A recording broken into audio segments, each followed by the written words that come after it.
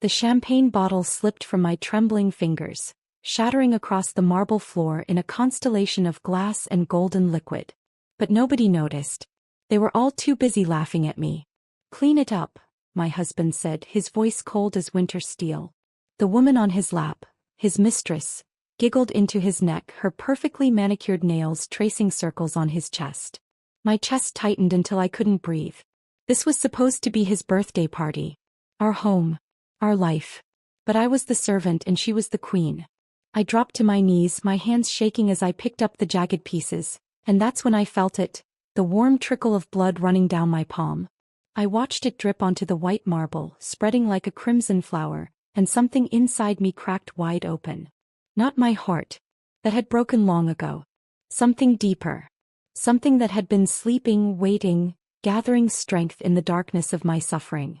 When I looked up, I saw him watching me with those empty eyes, the same eyes that once promised me forever.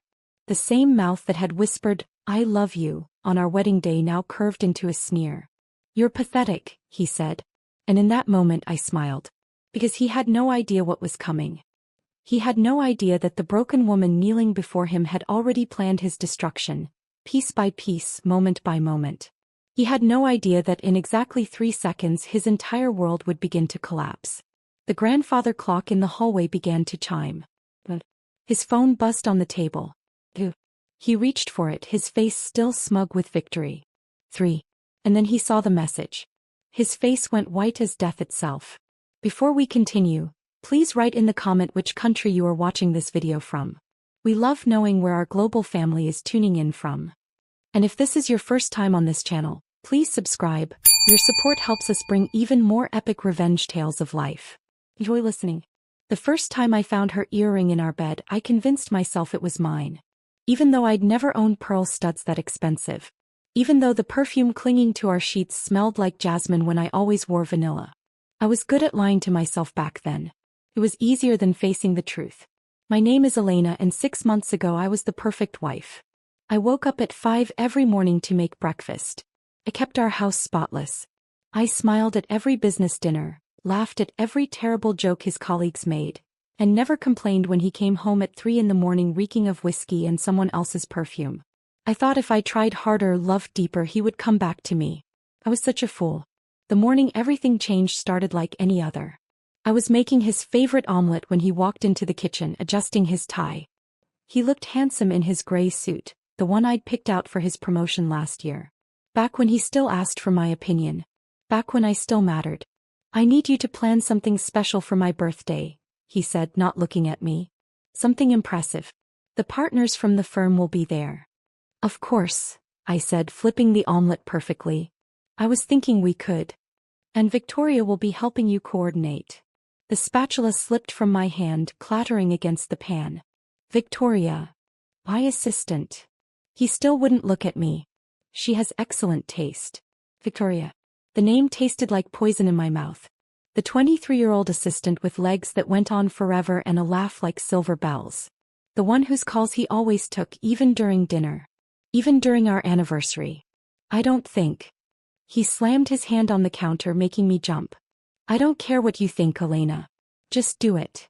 The omelet burned while he stormed out. I stood there staring at the smoking pan and felt something shift inside my chest. A tiny crack in the foundation of my denial. That afternoon Victoria came to our house. She walked through my front door like she owned it, her heels clicking against my floors with the confidence of someone who knew secrets I was too afraid to discover. "Elena," she purred, air kissing my cheeks. "This place is so quaint." Quaint. Our $4 million home was quaint. She wandered through the rooms, touching my things with her perfectly manicured fingers, leaving invisible marks everywhere. When she reached our bedroom, she paused at the doorway and smiled. "I love what you've done with the master suite," she said. "Though I would have chosen darker sheets. White shows everything, doesn't it?" My hands clenched into fists. He knew. She knew that I knew, and she was enjoying it. "Let's discuss the party," I said, my voice steady despite the storm raging inside me. We sat in my living room and she pulled out her tablet, talking about catering and flowers and guest lists. But her eyes kept drifting to the family photos on the mantel. Our wedding picture. Our honeymoon in Greece. The lie we were still pretending to live. We should do something dramatic, she said, crossing her legs slowly, deliberately. Something nobody will forget. Yes, I agreed, my mouth dry. Something unforgettable. She left an hour later, but her perfume lingered. Jasmine. The same scent that had been haunting my bed for months. I walked to the kitchen and pulled out the bottle of wine I'd been saving for our anniversary. The anniversary he'd forgotten 3 weeks ago. I poured a glass and sat at the counter, staring at nothing, thinking about everything. That's when I saw it. Her phone. She'd left her phone on my coffee table. My hand trembled as I reached for it. I should just call her, tell her she forgot it. Be the good wife. The obedient wife. The pathetic wife. But I was so tired of being good. The phone wasn't locked. Careless of her. Or maybe she wanted me to see. Maybe this was another form of torture. Another twist of the knife she'd already buried in my back. I opened her messages. The first thread was with him. My husband. The man who'd sworn before God and our families to forsake all others. The messages went back 8 months. 2 months before I'd found the first earring. I scrolled through their conversation, each word cutting deeper than the last. The pet names. The photos.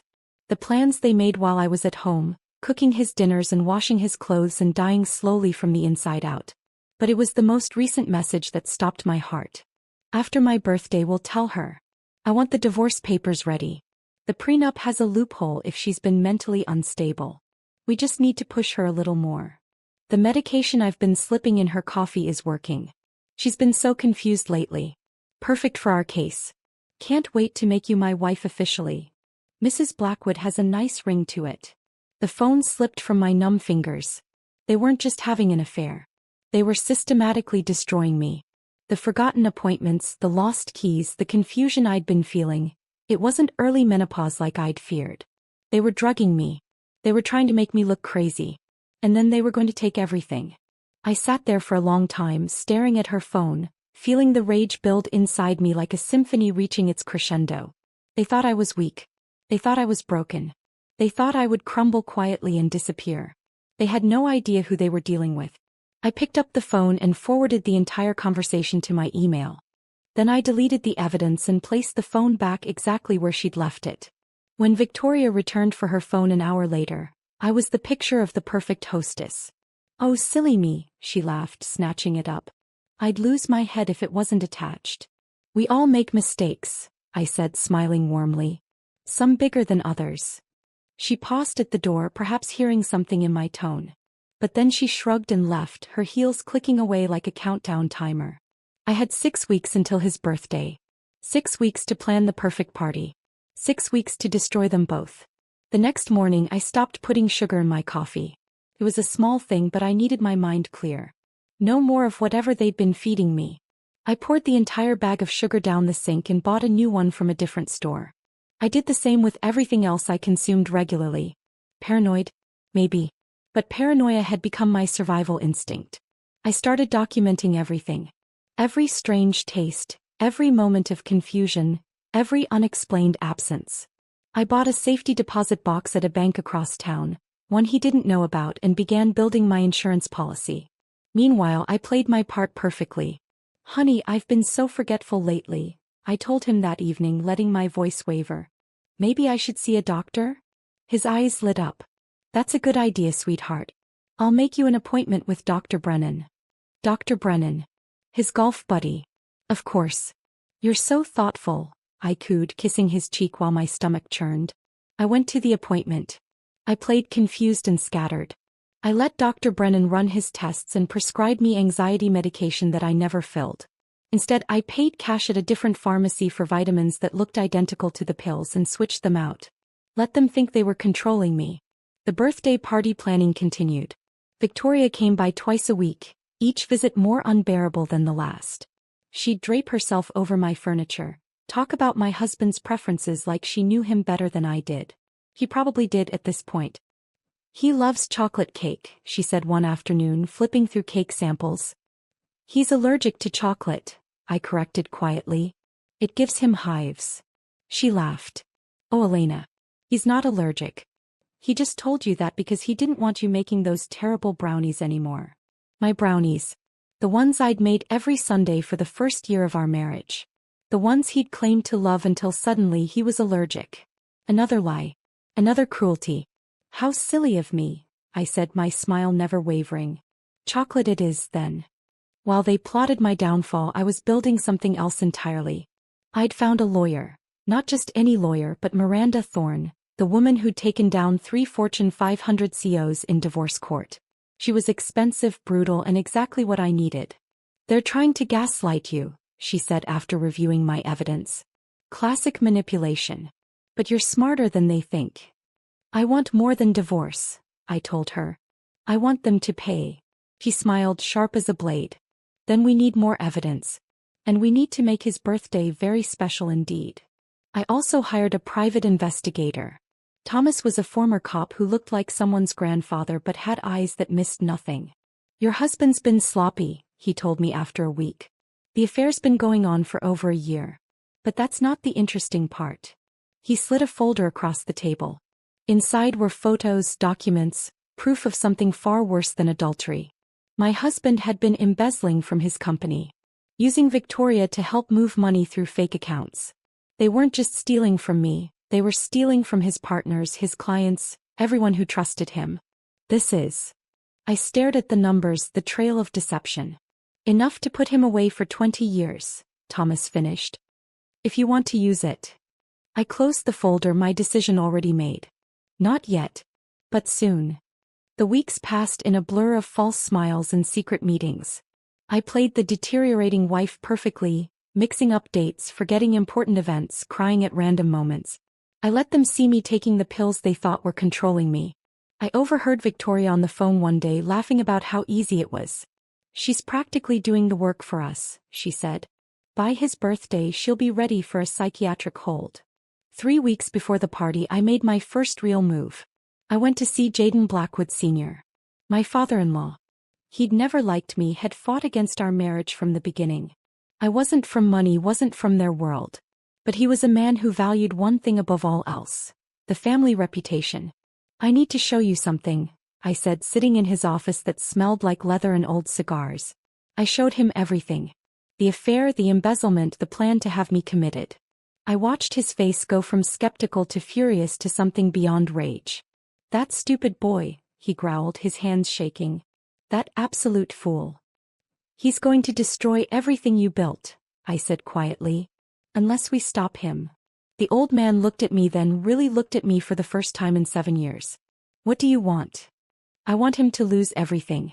I want him to know what it feels like to be humiliated, destroyed, thrown away like garbage. I met his eyes steadily. And I want your help to do it. He leaned back in his chair, studying me. You're not the mouse he thinks you are you? I never was. I just loved him enough to pretend. He nodded slowly. The party. You want to do it at the party. In front of everyone who matters to him. His colleagues, his friends, his mistress. Everyone. A smile spread across his weathered face. It wasn't a kind smile. I've been waiting 7 years to see some backbone in you, girl. Tell me what you need. The plan came together piece by piece. Jaden Sr. had connections I couldn't have dreamed of. The FBI agent who owed him a favor. The judge who would be at the party. The reporters who would kill for this story. I kept playing my part, getting weaker, more confused. I let Victoria see me crying in the bathroom. I let my husband find me staring at nothing, mumbling about feeling lost. They thought they were winning. 1 week before the party, Victoria made her boldest move yet. She kissed him in our kitchen while I was upstairs. But she didn't know about the cameras I'd installed. She didn't know I was watching on my phone, recording everything. I watched my husband, the man I'd loved with everything I had, pull her against him like he used to hold me.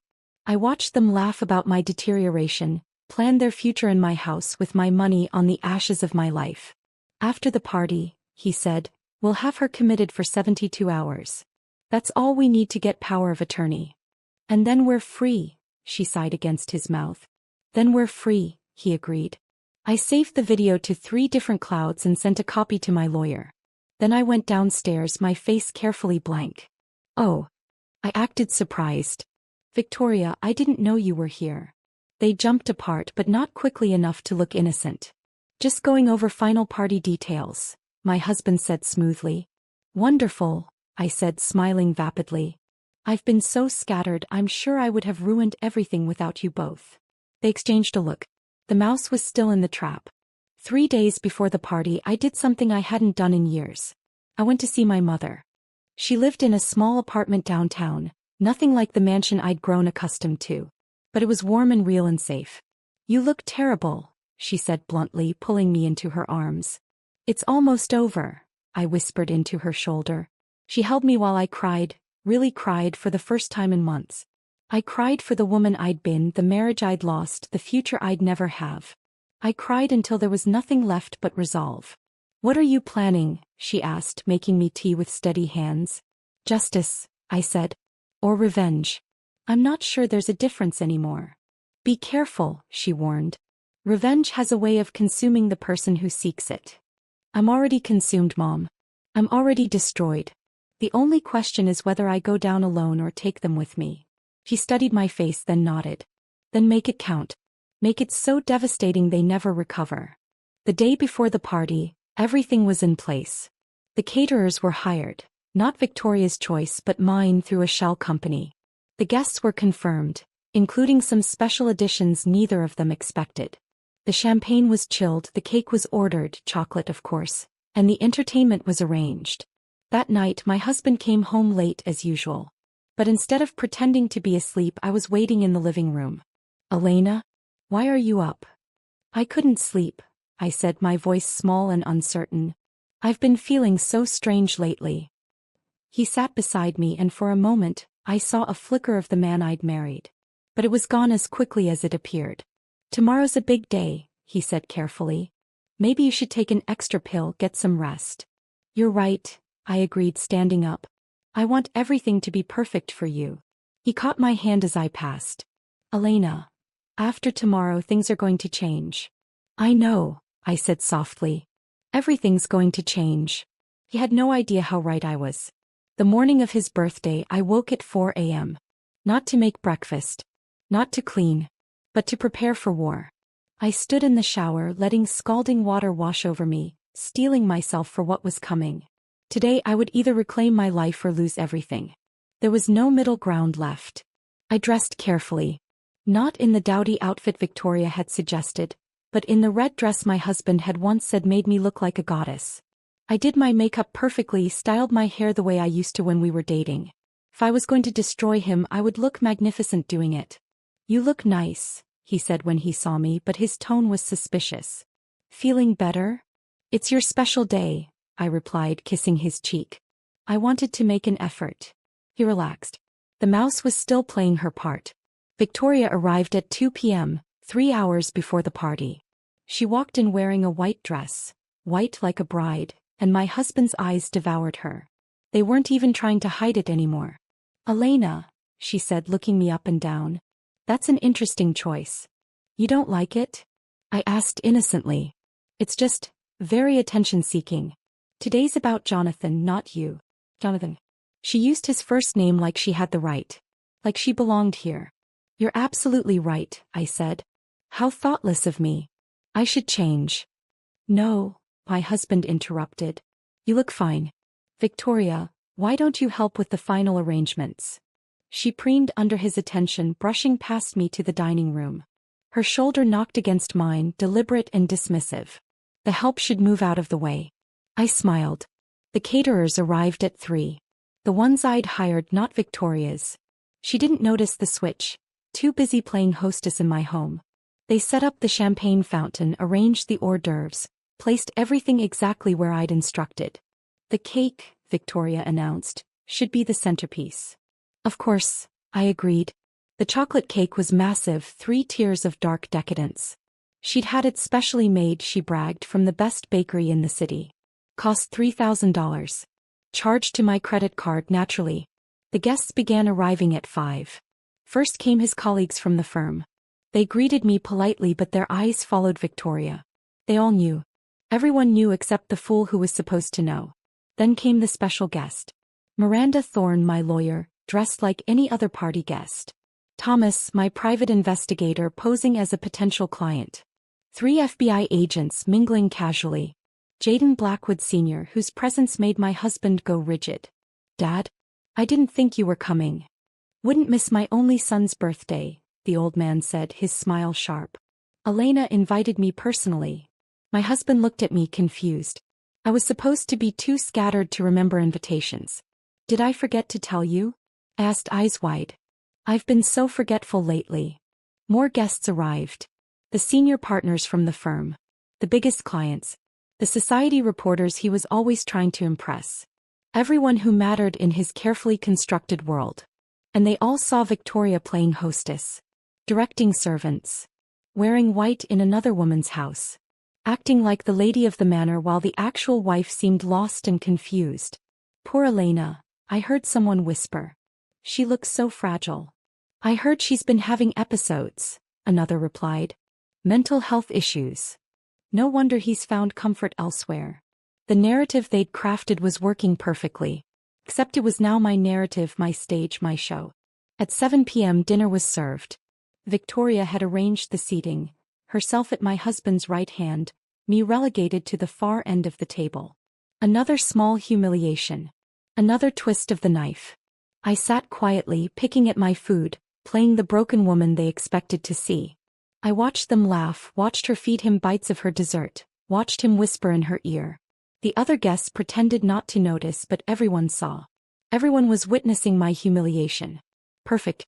At 8:30 the champagne fountain was unveiled. The cake was brought out. The room filled with golden light and false celebration. Speech, someone called out. Birthday speech. My husband stood, champagne glass in hand, Victoria gazing up at him adoringly. Thank you all for coming, he began, his voice smooth and confident. This year has been one of transformation. Of discovering what really matters. His eyes found Victoria. Several people shifted uncomfortably. Change is never easy, he continued. Sometimes we have to make hard choices. Sometimes we have to leave the past behind to embrace the future. He was really going to do it. He was going to humiliate me publicly at his own birthday party in my own home. But before we toast to the future, I said, standing suddenly, perhaps we should honor the past. Everyone turned to look at me. My husband's face flickered with annoyance. Elena, maybe you should. I have a birthday gift for you, I interrupted, my voice clear and strong. Something special. Something unforgettable. I pulled out my phone. A video montage of our life together. Would everyone like to see? The guests murmured approval. My husband looked uncertain, but Victoria whispered something in his ear and he nodded. I connected my phone to the smart TV. The screen flickered to life. At first it was exactly what they expected. Our wedding video. Our honeymoon. Sweet moments from better days. The guests smiled, some even sighed at the romance of it all. Then the scene changed. Security footage from my bedroom. Victoria going through my jewelry. Taking pieces. Trying them on. The room went silent. Next clip. My husband and Victoria in his office. The audio was crystal clear. She's so pathetic, Victoria's voice rang out. Does she really not know? She knows what I want her to know, my husband replied. Once we have her committed, everything will be mine. Then we can finally stop pretending. Gasps echoed through the room. The video continued. The kitchen kiss. The drugging confession. The embezzlement documents. Account after account, transfer after transfer, their signatures on everything. Turn it off, my husband roared, lunging for my phone. But I stepped back and Thomas stepped forward, blocking him. There's more, I said calmly. The screen showed emails between them. Planning my commitment. Discussing which facility would be easiest to control. Calculating how long before they could declare me incompetent. Then came the FBI evidence. The fraudulent accounts. The stolen funds. The clients they'd cheated. Victoria had gone pale as death. She stood shaking, trying to leave. But Miranda Thorne stood by the door, shaking her head. You might want to stay, my lawyer said. The FBI will have questions. As if on cue, the three agents stood, showing their badges. Jonathan Blackwood, Victoria Klein, you're under arrest for embezzlement, fraud, and conspiracy. The room erupted in chaos. My husband turned to me, his face twisted with rage. You bitch. You crazy. Careful, I said softly. Everyone's watching. He looked around at the phone's recording, the reporter's scribbling notes, his father's disgusted face. This is entrapment. She's insane. Tell them. He grabbed Victoria's arm. Tell them she's crazy. But Victoria was being handcuffed, mascara streaming down her face. This is all his idea, she screamed. He made me do it. He said she was unstable, that she deserved it. They turned on each other instantly. The great love affair crumbling in seconds when faced with consequences. You seduced me, he shouted. You said we could have everything. You promised me marriage. You promised me her life. The agents dragged them apart, reading their rights while everyone watched. The birthday cake sat untouched, its chocolate perfection mocking the destruction around it. But I wasn't done. One more thing, I called out as they were being led away. My husband turned, hope flickering in his eyes. Maybe his mouse would save him after all. I smiled, the same smile I'd given him on our wedding day. Happy birthday, darling. I'm pregnant. The words hit him like a physical blow. He stumbled, his face cycling through emotions. Shock, rage, desperation. That's impossible. We haven't. 3 months ago, I said clearly so everyone could hear. The night you came home drunk, crying about a deal that fell through. You don't remember, do you?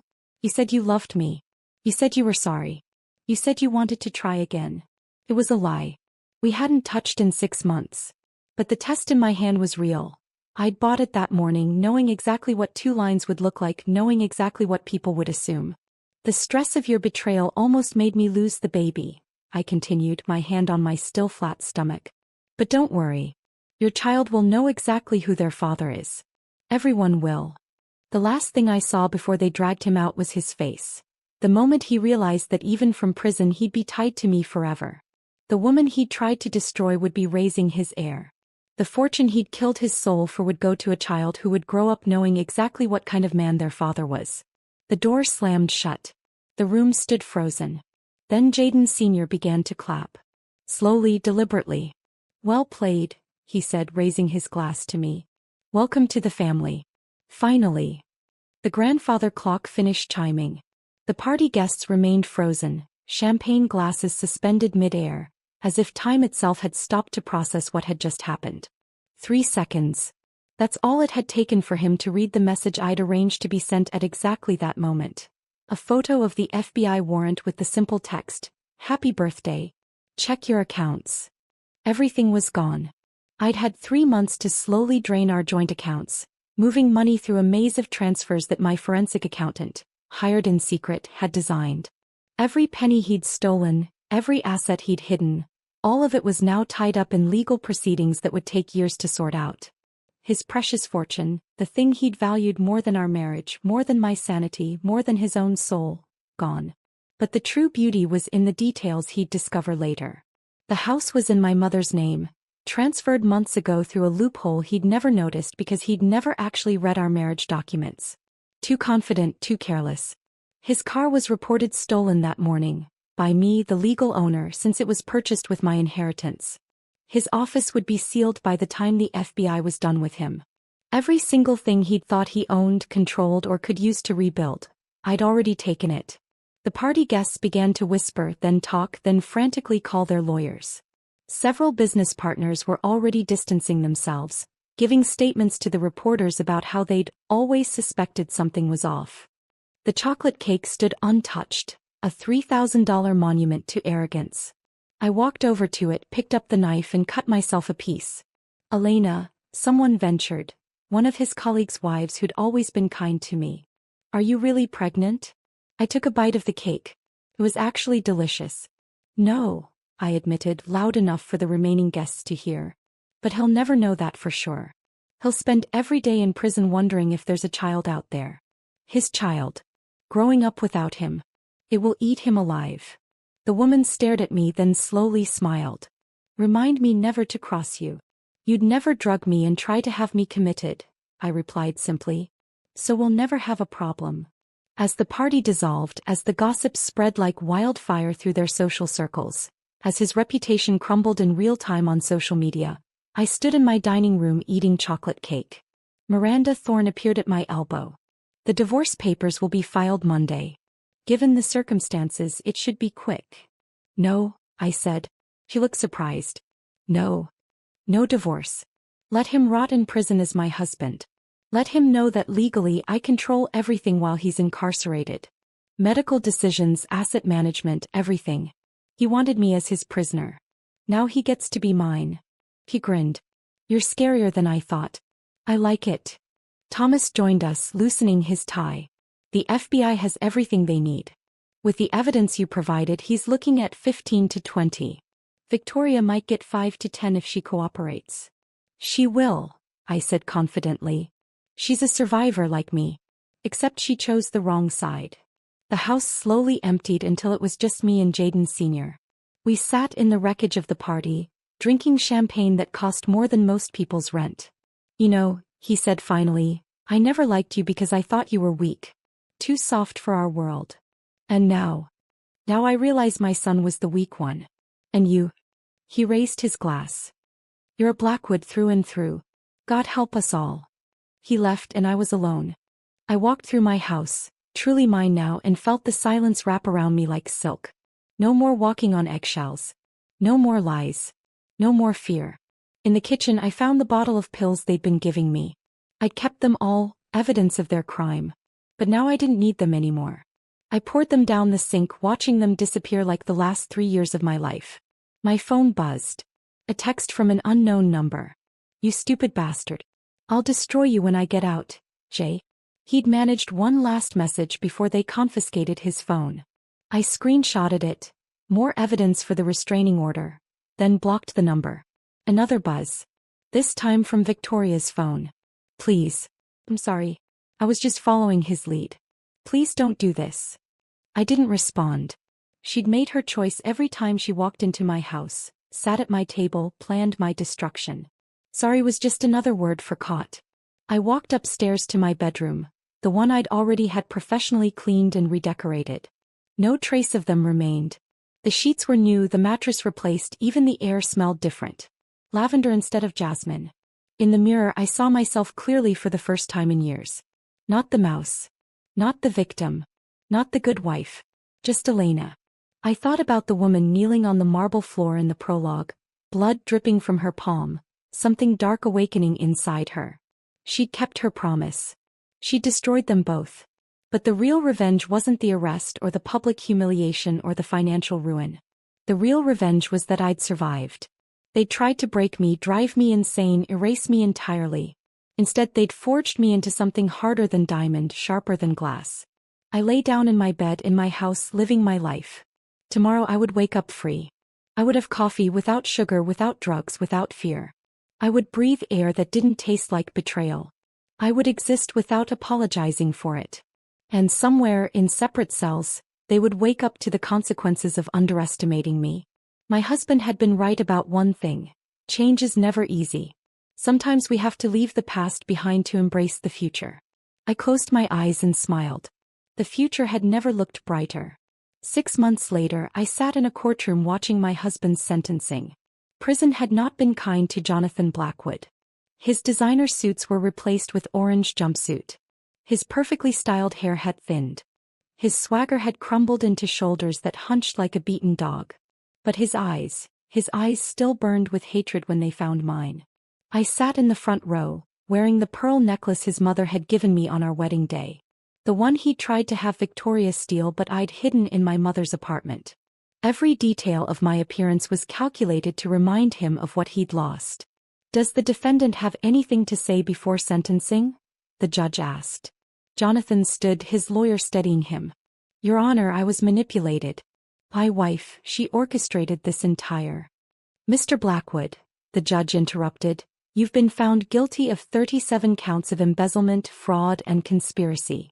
The evidence against you is overwhelming and entirely self-generated.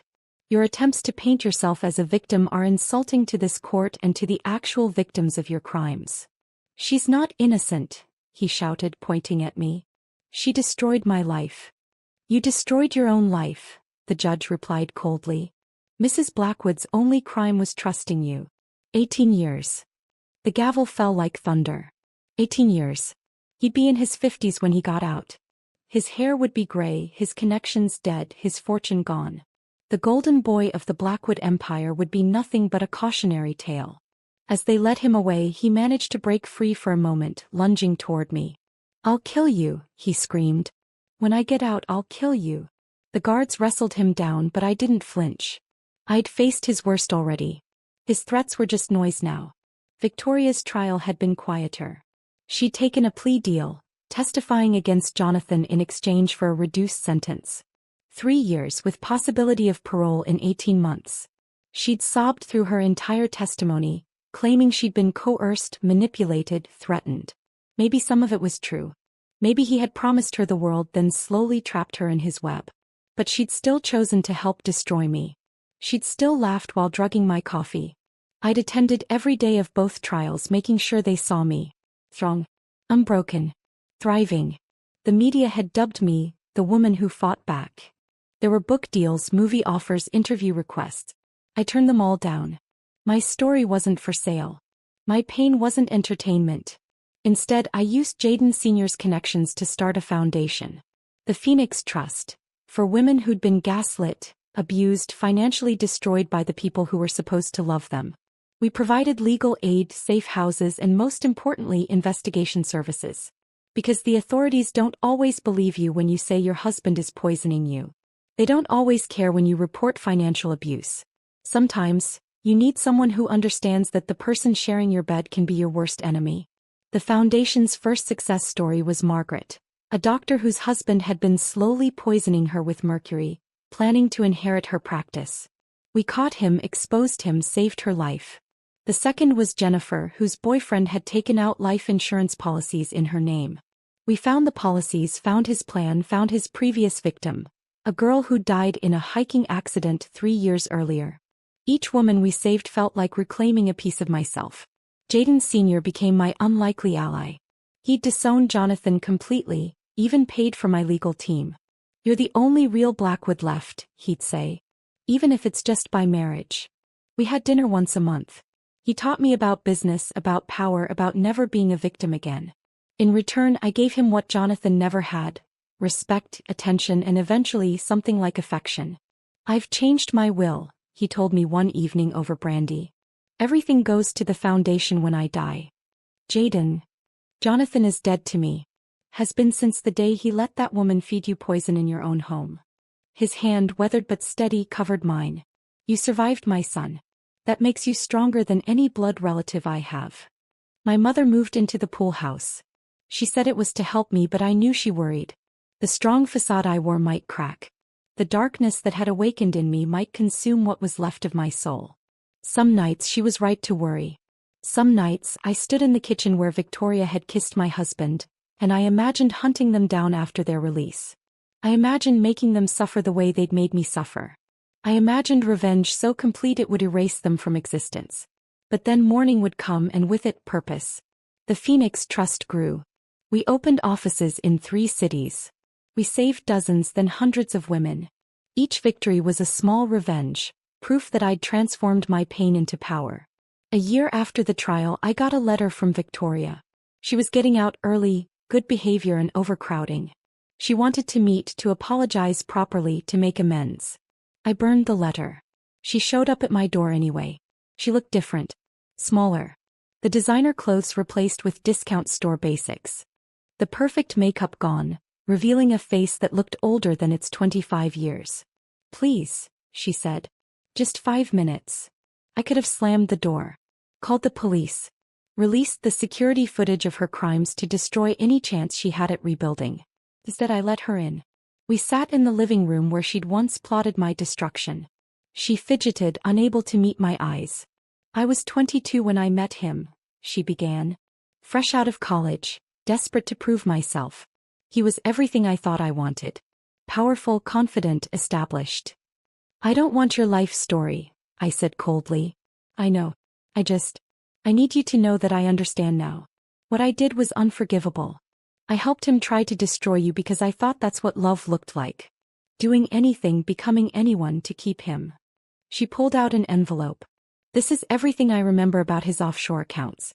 The ones the FBI didn't find." I thought, maybe the foundation could use the money. I took the envelope without touching her hand.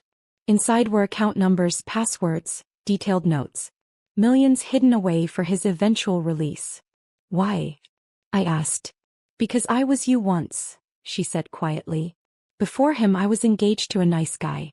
Normal job, normal life. But Jonathan convinced me I could do better, be better. He isolated me from everyone, made me dependent on him, on the life he offered. By the time I realized what I'd become, it was too late. You had choices, I reminded her. You chose to drug me. I know. And I'll live with that forever. She stood to leave, then paused. He's planning something. I don't know what, but he's got people on the outside. Be careful. After she left, I called Thomas. He confirmed what she'd said. The accounts were real, and there were whispers that Jonathan was orchestrating something from prison. But I wasn't afraid anymore. I'd faced the worst thing, the betrayal of someone I loved completely. Everything else was just noise. That night I stood in my bedroom looking out at the city lights. Somewhere out there women were being gaslit, manipulated, destroyed by men who claimed to love them. Somewhere another Elena was on her knees, picking up broken glass, feeling something dark awaken inside her. I couldn't save them all. But I could save some. And that was revenge enough. 2 years had passed since the birthday party that changed everything. The Phoenix Trust had become a national organization. We'd helped over 300 women escape abusive situations. My story had become legend, whispered in support groups, shared in secret forums, passed between women like a promise that survival was possible. I thought I'd won. Thought it was over. I was wrong. The first sign was subtle. A flower delivery to the foundation. White roses, no card. Then a reservation at my favorite restaurant mysteriously cancelled. My car tires slashed while I was at my mother's house. It's him, Thomas said, reviewing the security footage that somehow showed nothing. He's got reach even from inside. Jonathan had been a model prisoner. Good behavior, teaching finance classes to other inmates, finding God, or at least pretending to. His sentence had been reduced. He'd be eligible for parole in 5 years instead of 18. How? I demanded at my lawyer's office. Miranda looked grim. Money talks even in prison. Especially in prison. He's got a whole network now. Other white-collar criminals, guards he's paying off, even a fan club on the outside that thinks he was framed. A fan club. He showed me the website. Free Jonathan Blackwood. Hundreds of members. Mostly men who believed he was a victim of a vindictive ex-wife. They'd raised money for his appeal, hired new lawyers, created a narrative where I was the villain. They're doxing Phoenix Trust clients, Miranda continued. Harassing women who speak publicly about their experiences. And Elena, they have your schedule. Your routines. Everything. That night I installed new security systems. Hired bodyguards. Changed my routes. But the harassment continued. Dead animals left at the foundation. Threatening calls to my mother. Photos of me taken from a distance mailed to my house with messages. He's coming. Jaden Sr. offered to handle it his way. Old money had old solutions. But I refused. I wouldn't become them. I wouldn't let their evil transform me into something equally dark. Then they went after someone I couldn't protect. Rebecca was 19, a Phoenix Trust success story. Her ex-boyfriend had tried to kill her, but we'd gotten her out, gotten him arrested. She was rebuilding, healing. Until she wasn't. They found her body in her apartment. Suicide, the police said. But the note wasn't in her handwriting. The security footage was corrupted. And her phone's last message was to me. They're here. Jonathan's people. They say if you don't stop they'll. The message cut off. I stood at her funeral watching her mother sob, and felt the darkness I'd kept caged for 2 years howl for release. They'd killed an innocent girl to send me a message. They'd destroyed a life just to prove they could. That night I made a decision. I called Jaden Sr. I need those old solutions now. He didn't ask questions. Within a week, 3 of Jonathan's most vocal supporters had their own secrets exposed. Affairs, tax fraud, one with a predilection for underage girls. Their lives imploded spectacularly and publicly. The website went down after its founder was arrested for distribution of child pornography, planted or real, I didn't ask. But Jonathan himself remained untouchable in his cell, still pulling strings, still orchestrating terror. Victoria called me. She'd been out for 6 months, working at a grocery store, keeping her head down. He contacted me, she said, her voice shaking. He wants me to help him. Says if I don't, he'll have me killed. What does he want? He wants me to get close to you again, gain your trust, then. He didn't say exactly what. But Elena, he's different now. Prison didn't break him. It made him worse. He's got connections with real criminals now, not just white-collar thieves. We met in a public place, surrounded by my security. She looked terrified, constantly checking over her shoulder. There's more, she said. He knows about Rebecca. He ordered it. He has a list of every woman the Phoenix Trust has helped. He'll kill them one by one until you publicly recant your testimony, admit you framed him.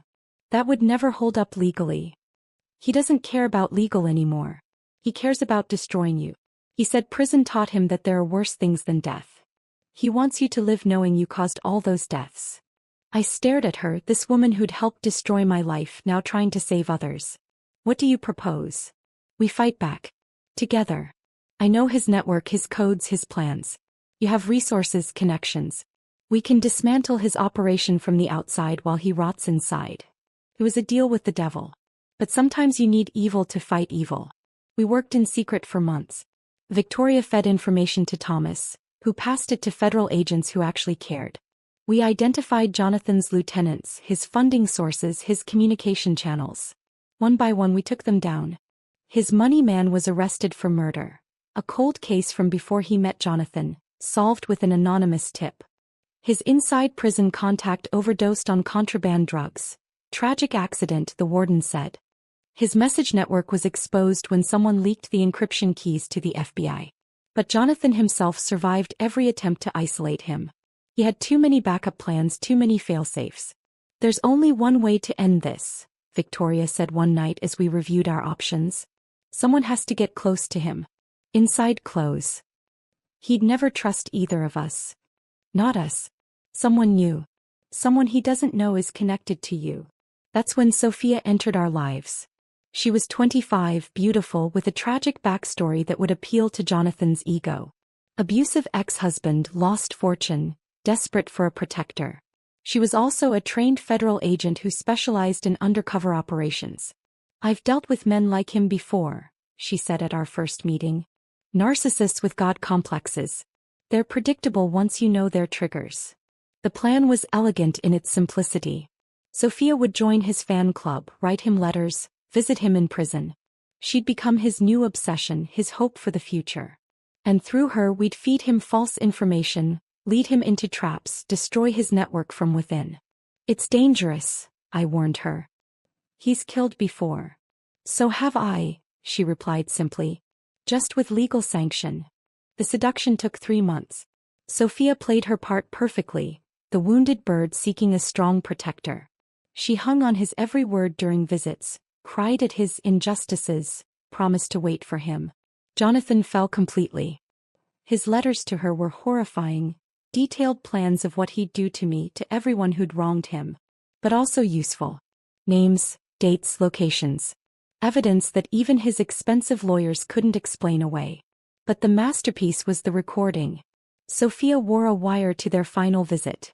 Got him bragging about Rebecca's murder, about the others he planned, about how he'd fooled everyone into thinking he'd reformed. Elena thinks she won, he laughed on the tape. But I'm going to take everything from her. Every woman she saves I'll destroy. Every life she touches I'll end. And when there's nothing left but her guilt and pain, then I'll come for her personally. How? Sophia asked, playing the devoted follower. I've got people everywhere. Guards, cops, even judges. When I get out, and I will get out, she'll never see me coming. I'll make her death look like a suicide. Poetic justice for what she did to me. But what if she has protection? Everyone sleeps sometime. Everyone has a weakness. Hers is that she still has hope. She still believes in justice, in goodness. I'm going to teach her that only power matters. And I have more power than she can imagine. It was enough. The recording went to the FBI, the media, his own lawyers. New charges were filed. Conspiracy to commit murder, witness intimidation, running a criminal enterprise from prison. His support network crumbled overnight. His fellow inmates, realizing he was now a liability, distanced themselves. His money dried up as assets were frozen. The trial was swift. Life without parole, solitary confinement, no contact with the outside world. I attended the sentencing sitting in the same spot as before. This time he didn't look at me. Couldn't. He knew he'd lost completely. As they led him away, he mumbled something. The guard later told me what he'd said. She was supposed to break. But I hadn't broken. I'd been forged into something unbreakable. Outside the courthouse, Victoria waited. "It's over," she said. "For him. What about you?" She looked at me, this woman who'd been my enemy, my destroyer, my unlikely ally. "I'm leaving. Starting fresh somewhere where nobody knows my name. I'll spend the rest of my life trying to atone for what I did. Running won't change the past. No. But maybe it'll give me a future." She paused. "What about you? What's next for the woman who brought down Jonathan Blackwood?" I thought about it. The Phoenix Trust was thriving. My mother was safe. The monster who'd haunted my nightmares was caged forever. "I'm going to live," I said simply. "Really live. Not just survive, not just fight, but actually live." She nodded and walked away. I never saw her again, though sometimes donations arrived at the Phoenix Trust from anonymous sources. I knew it was her trying to balance the scales. That night I stood in my kitchen, the place where it all started, where I'd first found evidence of his betrayal. The marble floor showed no trace of my blood, the champagne, the shattered glass. But I remembered. I remembered the woman who'd knelt there, broken and bleeding, something dark awakening inside her. She'd kept her promise. She'd destroyed him completely. But more than that, she'd survived. She'd transformed. She'd saved others from the same fate. The darkness was still there, would always be there. A sleeping dragon forged in the fires of betrayal. But it no longer controlled me. I controlled it, channeled it, used it to protect instead of destroy. My phone buzzed. Another woman reaching out to the Phoenix Trust. Another story of abuse and gaslighting. Another life that needed saving. I answered it. "This is Elena. You're safe now. Tell me everything." The letter arrived on a Tuesday. I almost didn't open it. Prison mail still occasionally found its way to me, despite the no-contact order. But this one was different. The handwriting was shaky, uncertain. The return address was the prison hospital. Inside a single paragraph. "Elena, the doctors say I have weeks, maybe days. Pancreatic cancer spreading fast. I'm going to die in this cage, alone, forgotten. You won. But before I go, I need you to know, I loved you once. Before the money, before Victoria, before I became a monster. I loved you. I destroyed that love with my own hands, and it's the only thing I truly regret. Jonathan." I read it 3 times, waiting to feel something. Vindication. Pity. Closure. But there was nothing. He was just a stranger who happened to share my history. I burned the letter and went to work. The Phoenix Trust had expanded internationally. We had offices in 12 countries, had saved thousands of women. I'd testified before Congress about domestic abuse, had written legislation that was now law. My life had meaning beyond revenge. Thomas called that afternoon. He died this morning. Alone. The guards found him during morning count. "Any last words?" "He asked for you." When they said no, he just closed his eyes and waited. I felt a flutter of something then. Not sadness, not satisfaction, just completion.